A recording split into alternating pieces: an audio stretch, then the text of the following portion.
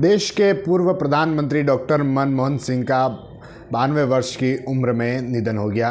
उनका उदयपुर से भी काफ़ी लगाव था। उदयपुर में 18 साल पहले जो विद्या भवन है वहाँ पर एक कार्यक्रम में शामिल हुए थे। हमारे साथ बातचीत करने के लिए विद्या भवन सोसाइटी से डॉक्टर अनिल जी सर हैं। सर, सबसे पहले जानना चाहेंगे कि डॉक्टर मनमोहन सिंह जी का किस तरह का अचन था? उदयपुर आए थे तो कैसा उनका था? आप कब मिले थे उनसे? देखिए, विद्या भवन की जब 75 वर्ष पूरे हुए तो हीरक जयंती समारोह में तब विद्या भवन के जो अध्यक्ष रहे श्री जगत मेहता जी, उन्होंने मनमोहन सिंह जी को विद्या भवन के हीरक जयंती समारोह में आने के लिए निमंत्रण दिया। जगत मेहता जी का उनसे पूर्व परिचय था। ऐसा लोग बताते हैं कि जब मनमोहन सिंह जी पढ़ने के लिए विदेश गए थे तब जगत मेहता जी हाई कमिश्नर रहे तो उस सबसे उनकी मुलाकात थी। प्रधानमंत्री जी 21 जुलाई 2006 को विद्या भवन में आए थे और उस दिन मुझे अच्छी तरह से याद है कि बहुत तेज़ बरसात थी। प्रधानमंत्री जी ने विद्या भवन में आके कहा, और मुझे लगता है उसके ऊपर सब पूरे उदयपुर को गर्व करना चाहिए कि मेरा यहाँ आना, विद्या भवन में आना एक निस्वार्थ सेवा और एक ज्ञान के केंद्र की एक तीर्थ यात्रा के समान है। और उन्होंने ये भी कहा कि पूरे देश में विद्या भवन से सीखकर संस्थाओं को काम करना चाहिए ताकि देश आगे बढ़ सके। और दूसरी मुलाकात उनकी हमारी जब वो विद्या भवन के मुख्य समारोह के बाद प्रदर्शनी देखने के लिए आए।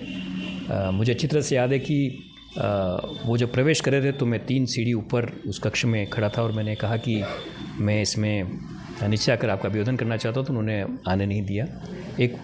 एक उत्तम कोटि की विनम्रता जिसे कहते हैं वो मनमोहन सिंह जी में मैंने देखी। और सबसे बड़ी बात है कि उनके चेहरे पर एक बड़ी स्माइल।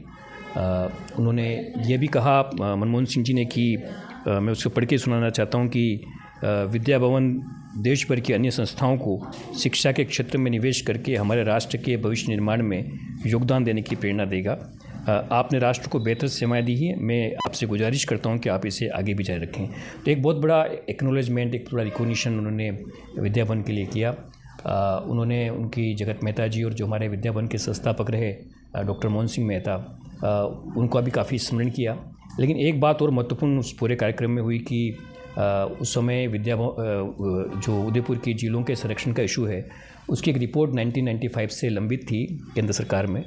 उसके लिए जगत मेहता जी ने, जब अटल बिहारी जी प्रधानमंत्री थे, उनसे भी आग्रह किया था। बाद में जब मनमोहन सिंह जी यहाँ पर आए तो मुझे अच्छी तरह से याद है कि हमने विद्या भवन की प्रदर्शनी के साथ साथ उदयपुर के पर्यावरण जिलों पर भी एक छोटी प्रदर्शनी लगाई थी।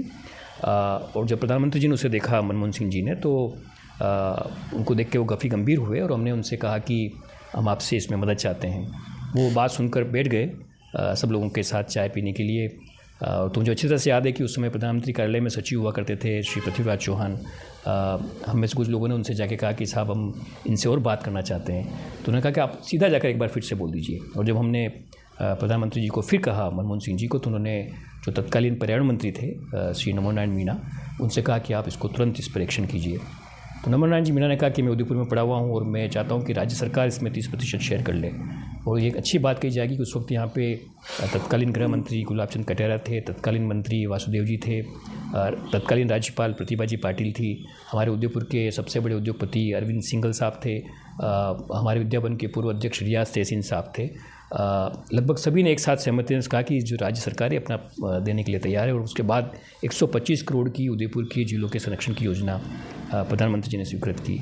मुझे ये भी याद है कि जब वो चाय पीने के लिए बैठे थे तो वो एक तरह से आग्रह की भूमिका में थी कि आप सभी लोग भी मेरे साथ चाय लीजिए। तो मैं यही कहूँगा कि एक विद्या भवन के नाते तो हमें लगता है कि इतने बड़े व्यक्तित्व का यहाँ पे आगमन हुआ और उन्होंने विद्या भवन को एक्नॉलेज किया। और दूसरी बात ये कि उन्होंने उदयपुर की झीलों के संरक्षण के लिए भी एक योजना को स्वीकृत कराने में बहुत बड़ी भूमिका निभाई। और तीसरी बात ये कि अगर आपको विनम्रता, सहजता, सरलता ये अगर देखनी है तो मुझे लगता है कि मनमोहन सिंह जी जैसे व्यक्ति नहीं होंगे। मेरा अपना अनुभव ये है और विद्या भवन में काफ़ी लोगों का अनुभव ये है कि उनसे मिलने के बाद ही नहीं लगा कि प्रधानमंत्री से मिल रहे हैं। वो बहुत ही सरल व्यक्ति रहे और हम उनका विद्या भवन के नाते स्मरण भी करते हैं, उनको श्रद्धांजलि भी देते हैं। और उन्होंने विद्या भवन से अपेक्षा की थी कि हम पूरे देश को आगे बढ़ाने के लिए काम करें, तो हम विद्या भवन के नाते वो कार्य करेंगे। सर, उनका जिस तरह से जो व्यवहार था वह कैसा था? और जब 21 जुलाई को यहाँ पर कार्यक्रम हुआ था उस समय बारिश भी काफ़ी ज़ोरदार थी, तो उस समय कैसा क्या था? नहीं, थोड़ा चूँकि देखिए एक प्रधानमंत्री की जब यात्रा होती है तो सिक्योरिटी की बहुत बड़ी व्यवस्थाएं होती है। एक दिन पहले से ही तत्कालीन कलेक्टर मुझे याद है शिखर अग्रवाल जी और तत्कालीन एसपी वो दौरा कर रहे थे। और मुझे ये भी याद है कि एनएसजी के कमांडो ने नीमच माता से लेकर सब तरफ जितनी थी वो व्यवस्थाएं कर ली थी, छाते की व्यवस्था थी। और उस इतनी तेज़ बारिश के दौर में उन्होंने विद्या भवन के कार्यक्रम को कैंसिल नहीं किया, ऐसा कह सकते हैं। और वो विद्या भवन में आए, इसी बरसात के बीच में उन्होंने पौधा भी लगाया।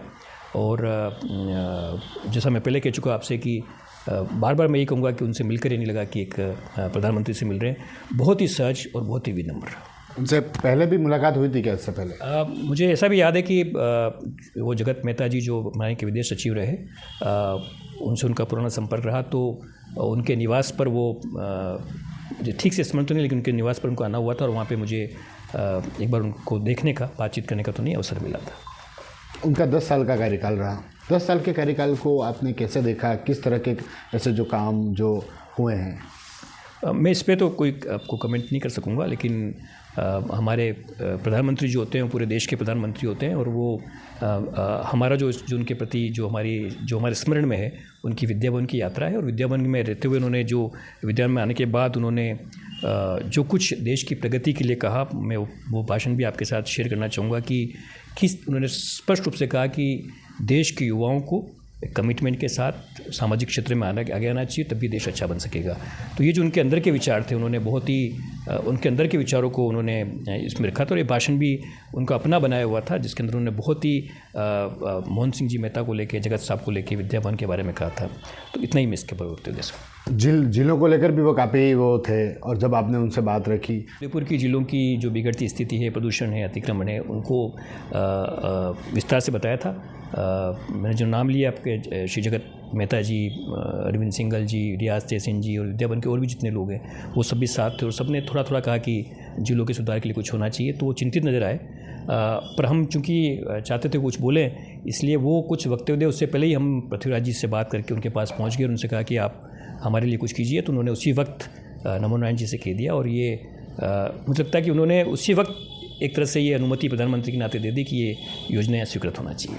और स्टेट गवर्नमेंट का कमिटमेंट देखिए कि बिना किसी पॉलिटिकल उसके श्रीमती गिरिजा जी व्यास और गुलाब चंद जी कटारिया, गुलाब चंद और वासुदेव जी देवनानी और प्रतिभा जी पाटिल, सब ने एक साथ, और हमारे उदयपुर के जो प्रतिष्ठित लोग हैं, सब ने एक साथ कहा कि हम अपना शेयर, राजस्थान का शेयर देंगे। आज इस बीच नहीं रहे हमारे, तो क्या कहना चाहेंगे?